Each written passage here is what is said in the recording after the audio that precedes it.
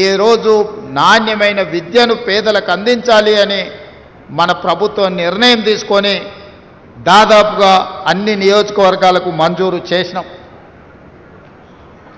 అన్ని నియోజకవర్గాలకు ఒకేసారి పనులు కూడా ప్రారంభించమని చెప్పడం జరిగింది. మొట్టమొదటి యంగ్ ఇండియా ఇంటిగ్రేటెడ్ రెసిడెన్షియల్ స్కూల్కు రాష్ట్రంలోనే పునాది రాయి వేసింది, ప్రారంభోత్సవ శిలాఫలకం వేసింది షాద్నగర్ ఈర్లపల్లి శంకర్ నియోజకవర్గంలో. ఎందుకు అనంటే మన వెనుకబడిన జిల్లా, మన కరువు, మన వలసలు ఆగాలి అనంటే మన పిల్లలకు నాణ్యమైన విద్యను అందించాలి. ఈరోజు ఈ వేదిక మీద నుంచి జిల్లా ప్రజలకు నేను విజ్ఞప్తి చేస్తున్నా. ఆనాడు శ్రీమతి ఇందిరాగాంధీ గారు భూస్వాముల దగ్గర ఉన్న వేలాది ఎకరాల భూములను సేకరించి ఎస్సీ ఎస్టీ బీసీలకు అసైన్మెంట్ పట్టాలిచ్చి వాళ్లకు భూముల యజమానులను చేయడం జరిగింది. కొంతమంది వాటిని సద్వినియోగం చేసుకున్నారు, ఇంకొంతమంది వాటిని సద్వినియోగం చేసుకోలేకపోయినరు.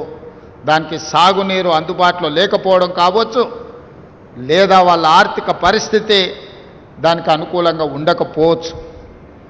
ఈనాడు పేదలకు పంచడానికి ప్రభుత్వం దగ్గర భూములు లేవు. పేదలకు సంక్షేమ పథకాలు అందించడానికి ఈరోజు కొంత నిధుల కొరత ఉంది. అయినా సంక్షేమ పథకాలు అమలు చేస్తూనే నేను ఒక సూచన చెయ్యదలుచుకున్నా. మన తలరాతలు మారాలి. వలసలు వెళ్ళే మనము ఈ వలసల బారి నుంచి బయటపడాలి అనంటే మన పిల్లలు ఉన్నత చదువుకోవాలి. మన తలరాతలను మార్చేది ఒకే ఒక్కటి విద్య. విద్య చదువుకుంటేనే మన తలరాత మారుతుంది. ఈ పాలమూరు జిల్లా నుంచి అత్యధికంగా డాక్టర్లు, ఇంజనీర్లు, లాయర్లే కాదు, ఐఏఎస్లు, ఐపీఎస్లు ఈ రాష్ట్రానికే కాదు దేశానికే సేవలు అందించే విధంగా మన జిల్లా ఎదగాలి. ఎదగాలి అనంటే మనం చదవాలి. చదవాలి అనంటే మీకు వసతులు కల్పించాలి. ఆ వసతులు కల్పించే బాధ్యత పాలమూరు బిడ్డగా నేను తీసుకుంటా. ఎక్కడ ఏమి కావాలన్న విద్యకు నిధులు అందించడంలో మనకు దరిద్రం లేదు. ఈ ప్రాంత సాగునీటి ప్రాజెక్టులు దశాబ్దాలుగా నిర్లక్ష్యానికి లోనైనాయి. అందుకే ఈ మధ్య కాలంలో పాలమూరు జిల్లాలో ప్రాజెక్టులకు గ్రీన్ ఛానల్ ద్వారా నిధుల విడుదల చేయడం జరిగింది. ఉద్దండాపురే కాదు, మక్తల్, నారాయణపేట, కొడంగల్ లాంటి ప్రాజెక్టు కర్ణాటక సరిహద్దుల్లో అత్యంత వెనుకబడిన ప్రాంతం మక్తల్, నారాయణపేట, కొడంగల్. నీళ్ళు అంటే ఎట్లుంటాయో కూడా మాకు తెలియదు. అందుకే ఆనాడు 2014లో మేము జీవో 69 ద్వారా ప్రాజెక్టు మంజూరు ఉమ్మడి రాష్ట్రంలో తెచ్చుకుంటే ఈ ప్రాంతానికి పార్లమెంట్ సభ్యుడిగా పనిచేసిన చంద్రశేఖరరావు గారు 10 సంవత్సరాలు ముఖ్యమంత్రిగా మా ప్రాజెక్టును తొక్కిపెట్టిండు, మా ప్రాంతానికి అన్యాయం చేసిండు. అందుకే ఆ ప్రాజెక్టును 4,000 కోట్ల రూపాయలతో పనులు ప్రారంభించాలని టెండర్లు పిలిచి అన్ని రకాలుగా ముందుకు వెళ్తుంటే నేషనల్ గ్రీన్ ట్రిబ్యునల్లో కేసులు వేయించి ప్రాజెక్టును అడ్డుకునే ప్రయత్నం చేస్తున్నారు. ఈరోజు ఈ వేదిక మీద నుంచి శ్రీహరి గారికి, పర్ణికమ్మకు, ఇతర శాసనసభ్యులు నేను సూచన చేస్తున్నా. భూసేకరణకు సంబంధించి కొన్ని వివాదాలు, కొన్ని చర్చలు జరుగుతున్నాయి. ఈరోజు ఎక్కడ కూడా మనం 11 లక్షల కంటే ఎక్కువ ఇవ్వలే. 14 లక్షలు ఇవ్వడానికి నిర్ణయించుకున్నా సరిపోతలేదు అంటున్నారు. రైతులను పిలిచి మాట్లాడి ఒక మంచి నిర్ణయం తీసుకోండి, ఎంబడే వాళ్లకు నిధులు ఇవ్వండి. కొడంగల్లో 20 లక్షలు ఇచ్చింది కాబట్టి మాకు కూడా కావాలని అడుగుతున్నారు, తప్పులేదు. కానీ కొడంగల్లో కోస్గి పట్టణానికి ఆనుకొని ఉన్న ఖరీదైన భూములవి, వ్యవసాయం కాదు, బాగా రియల్ ఎస్టేట్ వాల్యూ ఉండడం వల్ల అక్కడి వాళ్లకు మనం కొంత ఎక్కువ ఇచ్చినాం. ఈరోజు భూములు పోతున్న పేదలు ఉంటే వాళ్ళకి ఇందిరమ్మ ఇండ్లు మంజూరు చేయండి అదనంగా. దాంతో ప్రతి ఇంటికి 5 లక్షల రూపాయలు వాళ్ళు ఇల్లు కట్టుకోవడానికి ఉంటుంది.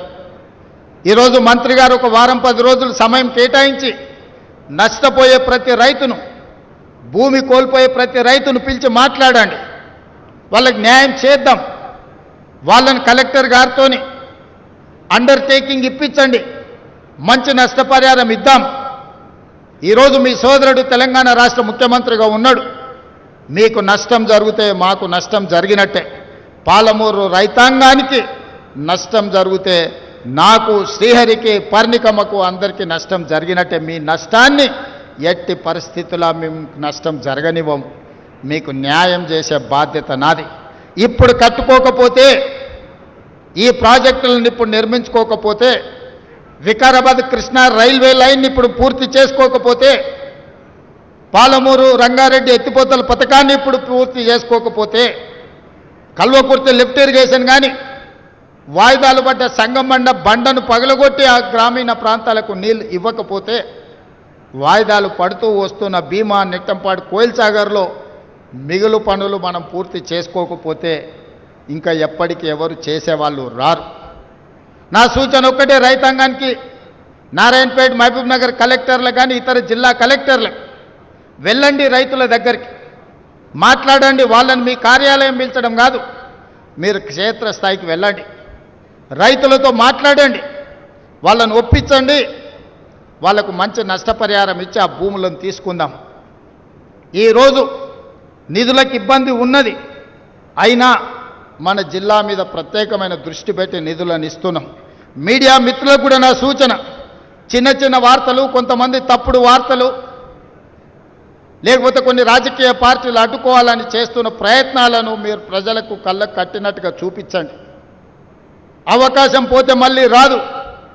ఆనాడు బూర్గుల రామకృష్ణారావు గారు తర్వాత 75 సంవత్సరాలు ఎదురు చూడవలసి వచ్చింది.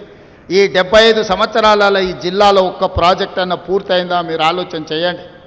ఉమ్మడి రాష్ట్రంలోనే కాదు, తెలంగాణ రాష్ట్రంలో కూడా మన జిల్లాలో ప్రారంభించిన ప్రాజెక్టులు పూర్తి కాకపోవడానికి కారణం నాయకత్వ లోపము, నాయకత్వ నిర్లక్ష్యము, నిధుల అలసత్వం కాదా? మరి ఈరోజు చెయ్యాలని సంకల్పంతో ముందుకొచ్చి నిధులు మీకు విడుదల చేస్తున్నప్పుడు కొన్ని రాజకీయ పార్టీలు అడ్డుకోవాలనే ప్రయత్నం చేస్తున్నాయి. ఈ అడ్డుకోవాలనే ప్రయత్నాన్ని మీడియా మిత్రులు మీరు అడ్డుకోండి. ఇది మన జిల్లాకు మనం చేసుకుంటున్న మేలు, మన జిల్లాను మనం అభివృద్ధి చేసుకుంటున్నాం. మీరు కూడా ఈ ప్రాంత రైతాంగం కుటుంబాలే.